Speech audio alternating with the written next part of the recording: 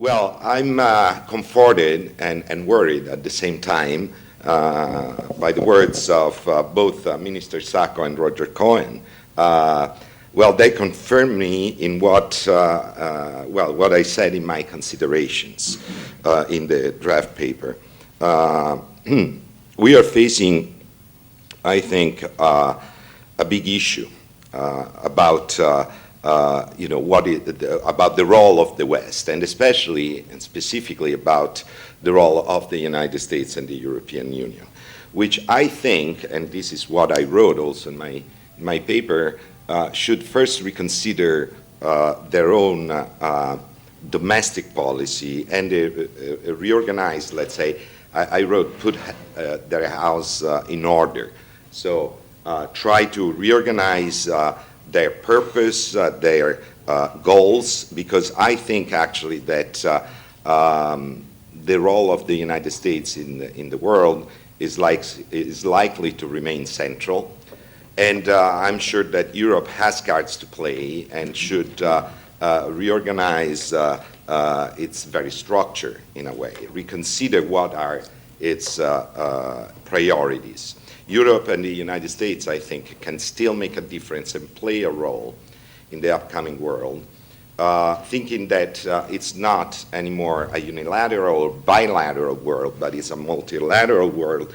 And the United States and Europe can play a central role by contributing what they have contributed over many, many years. And this is especially what we call, as it was said before, soft power. The effective action of the United States and Europe over the years, and I think we should go back a century, because World War I has been mentioned several times here. This is a century ago, and what happened a century ago was the result of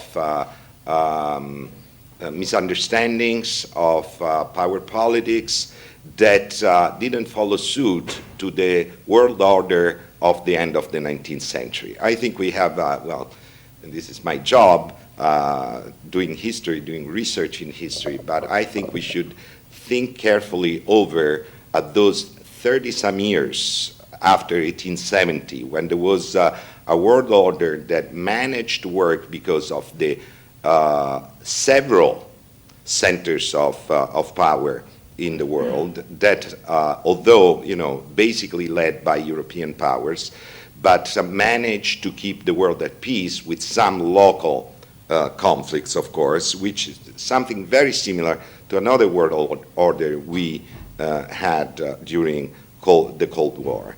And a spark was enough, as Roger Cohen said before, to throw the world into a major conflict and to disaster, basically.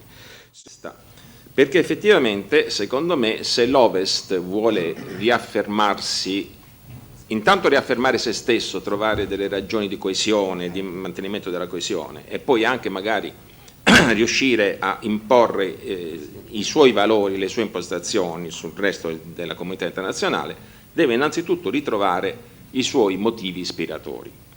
E guardando la cosa dall'oggi, diciamo, la prima impressione che abbiamo è che naturalmente l'atto fondante dell'Ovest, cioè di questa solidarietà, di questa stretta fusione fra gli Stati Uniti, l'America e l'Europa occidentale, va individuata nella Carta Atlantica, cioè in quella famosa dichiarazione in 8 punti che Churchill e Roosevelt fecero nell'agosto del 41 a largo della Terranova su una nave, in cui appunto parlavano dell'esigenza di creare un'organizzazione internazionale in grado di garantire la sicurezza collettiva di tutti.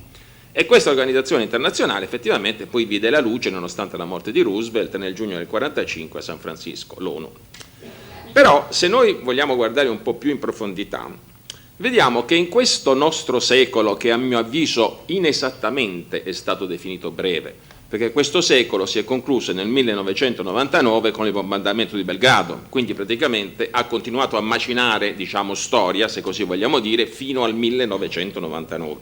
Dicevo, in questo secolo non breve ci sono state praticamente 3 conflitti globali nei quali gli Stati Uniti, l'America e l'Europa si sono ritrovati insieme.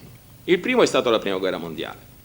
Ecco, e proprio all'inizio, o perlomeno a un certo momento della Prima Guerra Mondiale, è venuto fuori questo empito, questa ipotesi di nuovo ordine internazionale, lanciata chiaramente dal presidente Wilson col suo famoso discorso del gennaio del 17, in cui disse che era necessario che tutti i paesi abbandonassero la prassi del perseguimento del loro individuale singolo interesse nazionale per cercare di individuare innanzitutto e realizzare un interesse comune, il common interest. E il common interest è stato in definitiva, come dire, il segno distintivo che ha caratterizzato la genesi della Società delle Nazioni, che fallì proprio perché questo common interest venne abbandonato, ma qui il discorso diventa storiografico e si complica. Vediamo che questo stesso discorso viene ripreso ad un certo punto della Seconda Guerra Mondiale sempre dagli americani, con Roosevelt e Hull, ricorderà il ministro degli esteri di Roosevelt, che avvertono l'esigenza di avere un'organizzazione internazionale per la sicurezza collettiva, che però questa volta abbia i denti, dicono, che sia in grado di imporsi e di affermarsi.